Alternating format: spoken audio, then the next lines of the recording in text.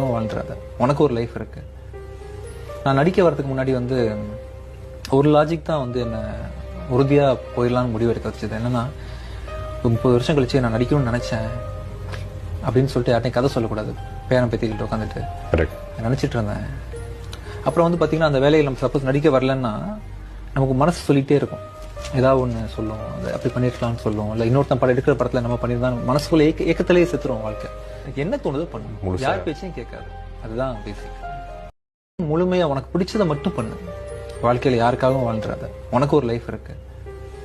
நான் நடிக்க வரதுக்கு முன்னாடி ஒரு லாஜிக் தான் என்ன உறுதியா போயிடலான்னு முடிவு எடுக்க வச்சது. என்னன்னா 30 வருஷம் கழிச்சு நான் நடிக்கணும்னு நினைச்சேன் அப்படின்னு சொல்லிட்டு யார்ட்டையும் கதை சொல்லக்கூடாது. பேரன் பேத்திக்கிட்டு உட்காந்துட்டு நினைச்சிட்டு இருந்தேன். அப்புறம் பாத்தீங்கன்னா அந்த வேலையில் நம்ம சப்போஸ் நடிக்க வரலன்னா நமக்கு மனசு சொல்லிட்டே இருக்கும். ஏதாவது ஒன்று சொல்லும், அதை அப்படி பண்ணிருக்கலாம்னு சொல்லும், இல்லை